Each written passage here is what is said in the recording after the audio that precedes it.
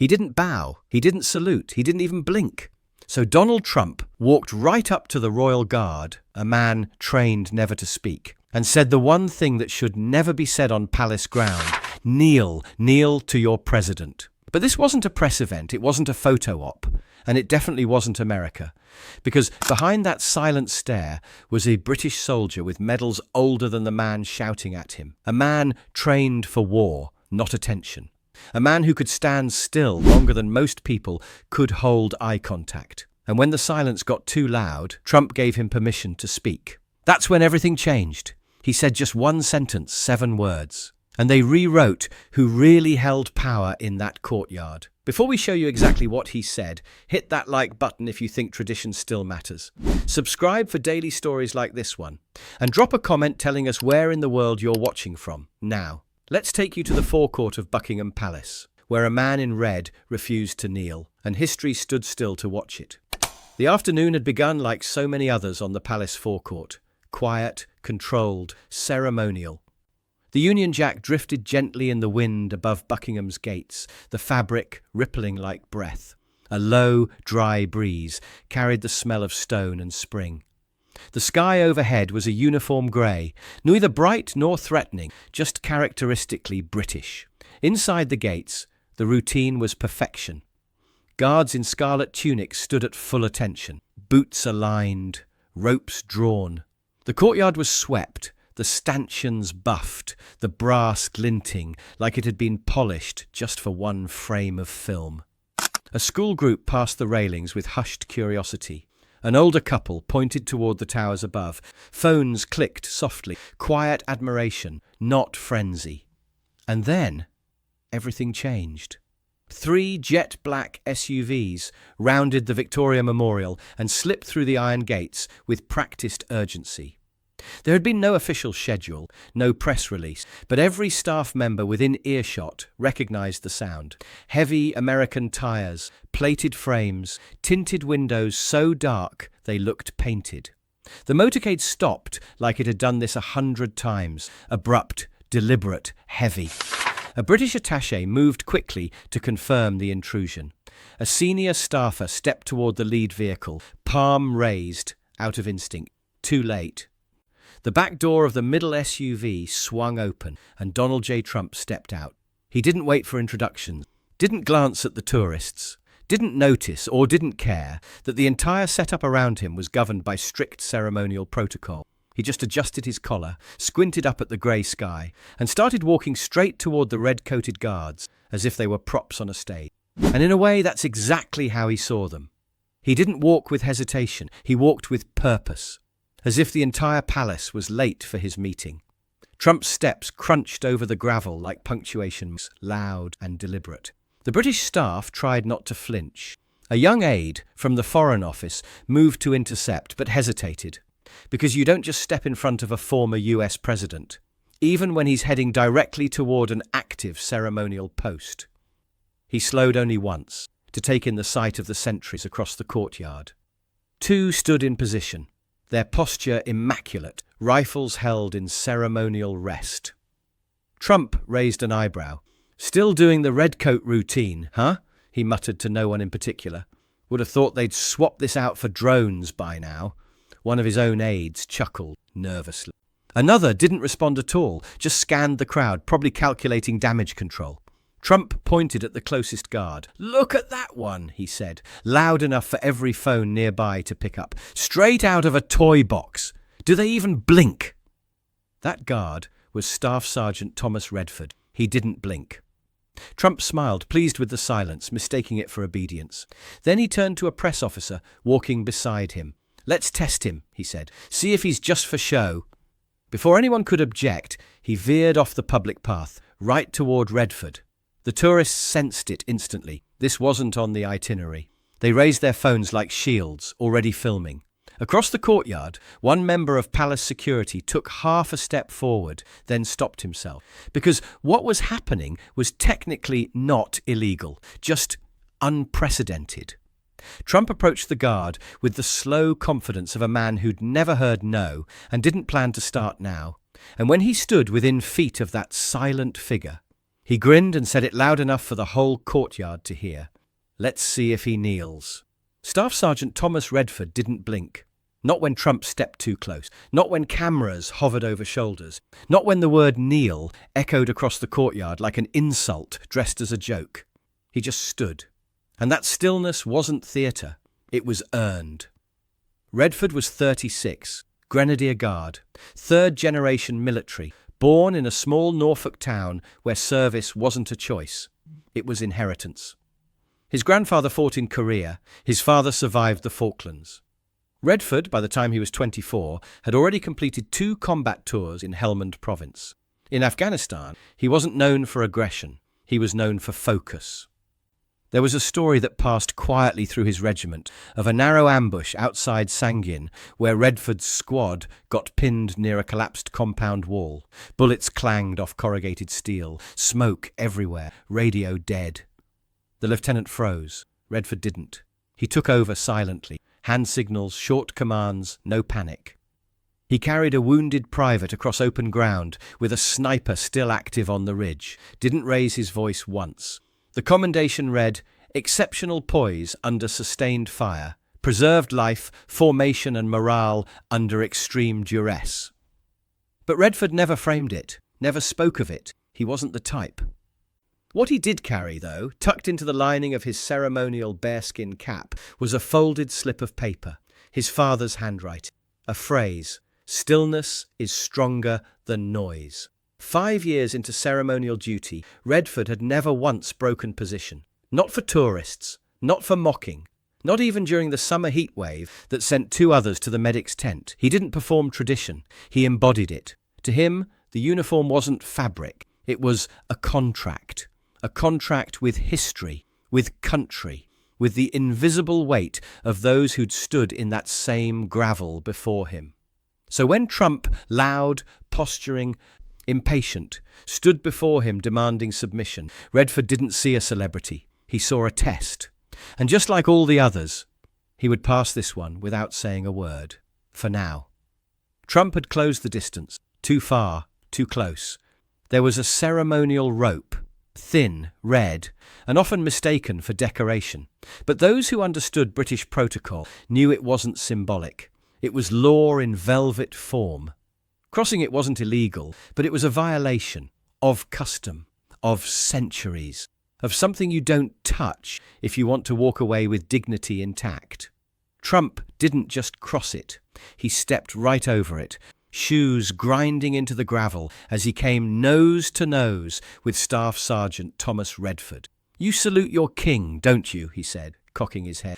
"I've had generals salute me, Marines, Israeli security heads, even Macron once. You're not special." No response. Trump smiled wider, misreading silence for intimidation.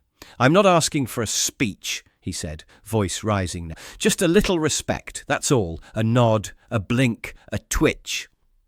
Nothing. The guard's eyes didn't flicker. His chin didn't drop. Even his breath didn't visibly change.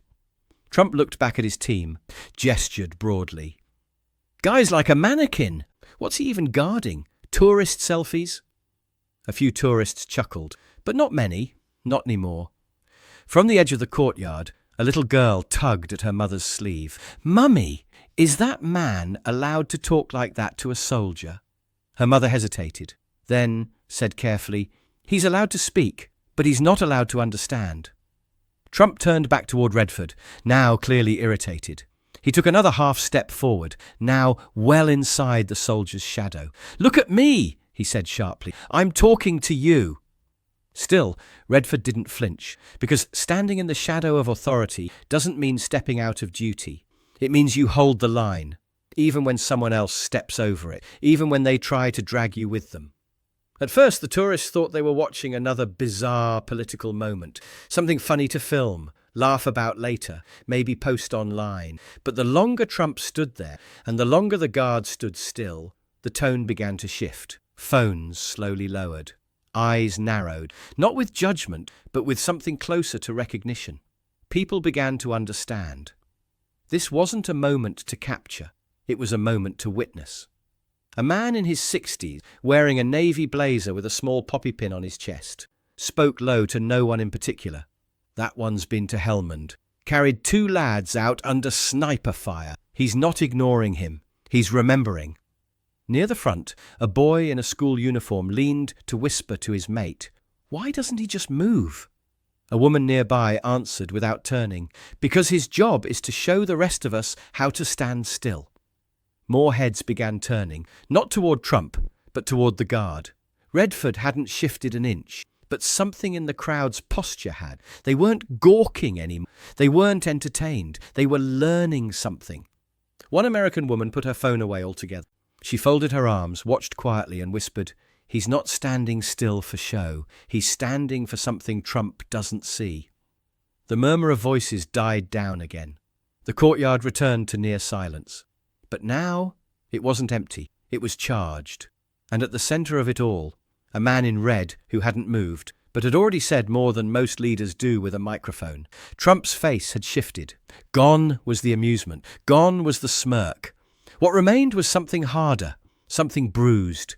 He paced once in a small circle in front of Redford, boots crunching gravel in uneven rhythm. Then he stopped, directly in front of the guard, arms folded. "You salute the king?" he asked again, louder this time. "Then you kneel for leadership. You kneel for power." He turned to the crowd, voice rising now. "This is about respect. We're allies. We fund your military. We've spilled blood together. And this guy, this statue can't even acknowledge me?" He pointed again. "Kneel to your president. I'm not asking, I'm telling." The words rang off the palace stone. A British attaché gasped. A few tourists turned away, visibly uncomfortable. The press didn't move, but their cameras zoomed in with quiet desperation. No one had ever said that here. Not like that. Not in this place. It wasn't just inappropriate. It was sacrilegious. Redford stood perfectly still, eyes locked forward, rifle at rest, jaw set, not in anger, but in discipline. Trump took a step closer, his foot landing just inches from Redford's boot. He leaned in slightly, voice low, but forceful. "You think you're above me? You think your silence is power? You're nothing without that uniform. Without this building, without the story everyone here is pretending still matters." He paused. "Kneel, or I'll have your name removed from every press shot today. You'll be a footnote." Still, nothing. Not even a twitch. And it was in that very silence, not the stillness, not the formality, but the refusal to acknowledge ego, that the crowd felt the balance tip. Trump wasn't towering anymore. He was pleading, begging for control in a place built on centuries of restraint. A soft voice from the rope line whispered, "He doesn't kneel for cameras." Another added, "That man stands for something bigger." And just beyond the reach of Trump's shadow, a senior British officer began walking forward because the situation had gone too far, and someone needed to draw the line, literally. She moved through the courtyard like she'd walked it 1,000 times because she had. Colonel Margaret Ellison, Household Division, Office of Ceremonial Protocol, 40 years of service, 20 in command. The kind of presence that doesn't require volume to be heard. She didn't run, she didn't shout. She simply arrived. Dark coat buttoned high, ribbon bar discreet, and a clipboard tucked beneath one arm like a sabre waiting to be drawn. Trump turned as she approached, squinting like he couldn't quite place her. "And you are?" She stopped just short of the ceremonial rope. "Colonel Margaret Ellison. On behalf of His Majesty's Office of Ceremonial Affairs, I must formally request you return to the visitor's path." Her tone was level, courteous, unmovable. Trump gestured dismissively toward Redford. "Just trying to get some acknowledgement here. He's treating me like I'm invisible." Ellison didn't look at the guard. "Sir, that soldier is under ceremonial duty. He is not permitted to respond, move, or break posture without explicit authorization. He represents the crown, not its visitors." Trump's eyes narrowed. "So he can't salute an ally? Can't show a little respect to someone who—" She cut in gently. "This is sacred ground, sir. No one kneels here, not even monarchs." That line cut deeper than any shout. and the crowd felt it. Trump tried to smile, forced, too wide. He pointed at Redford again. Well then, maybe he needs permission. Maybe he needs to be told when to speak. Colonel Ellison paused, then nodded once. Very well. She stepped past the rope line, formally, legally, approached Redford from the side, and with the quiet authority of someone who understood precisely what she was invoking, she gave the only command she'd needed all afternoon. Staff Sergeant Redford, you may speak. The entire courtyard held its breath, because the silence was about to end, and with it, the illusion that power could be demanded rather than earned. For the first time in nearly 4 hours, Staff Sergeant Thomas Redford moved. Not much, just a single deliberate shift of his rifle, a slight adjustment of grip, the way a master craftsman might center a tool before delivering a final stroke. Then he drew a breath, not laboured, not theatrical, just steady. The courtyard didn't make a sound, not a cough, not a click. Even the pigeons seemed to have taken cover. Redford didn't look at Trump. He didn't break formation, didn't change posture, but in the calmest mutos, clearest voice the courtyard had heard all day, he spoke. This uniform bows only to duty. That was it. No speech, no raised voice, no emotion, just 7 words, weighed down with more meaning than a podium ever could carry.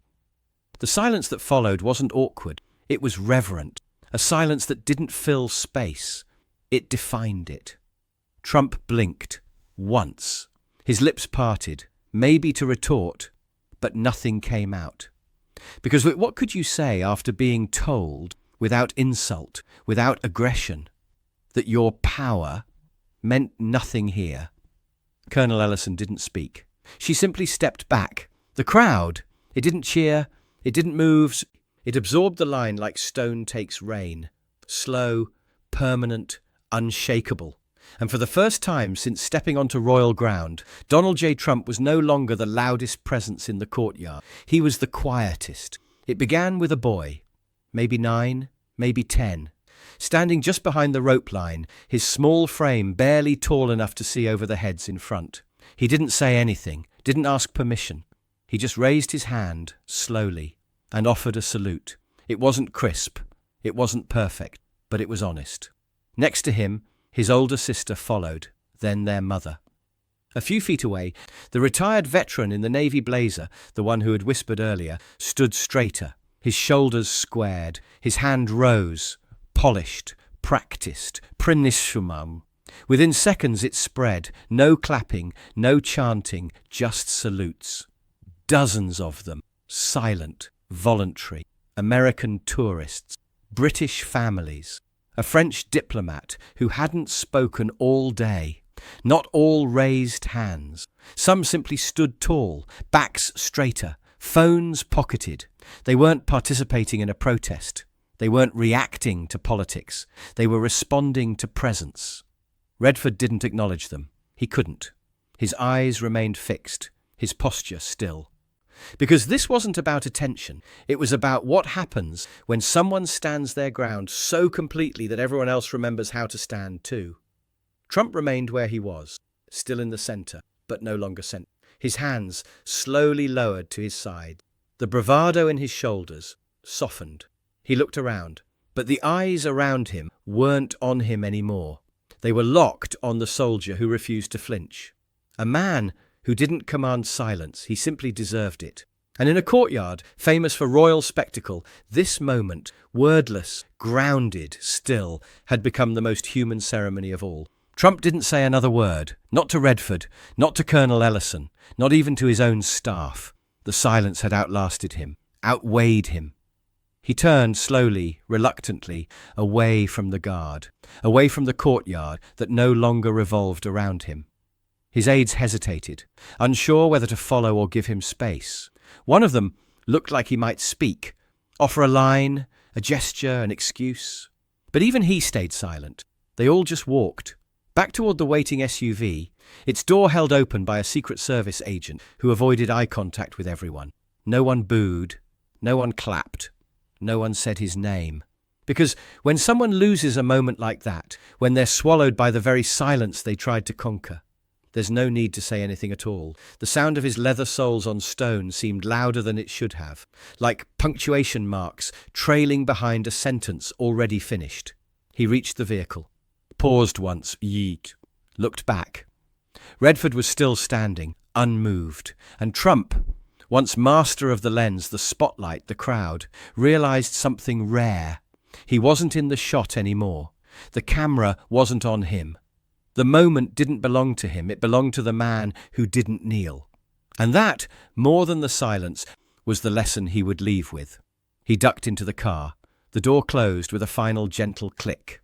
The motorcade pulled away, and the forecourt didn't change. The motorcade disappeared through the gates like a breath drawn and forgotten. But nothing in the courtyard moved. The tourists remained in place.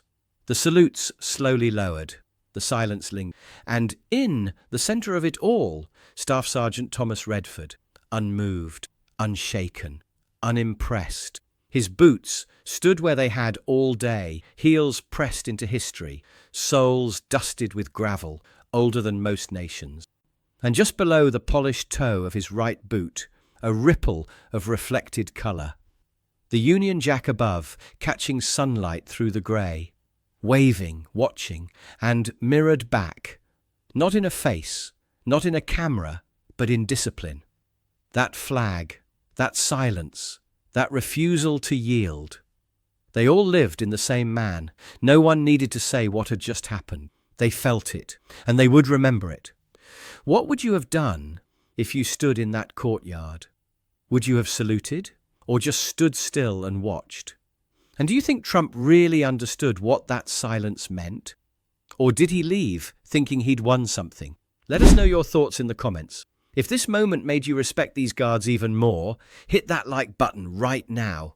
Make sure you're subscribed and tap the bell so you don't miss tomorrow's story. We post daily.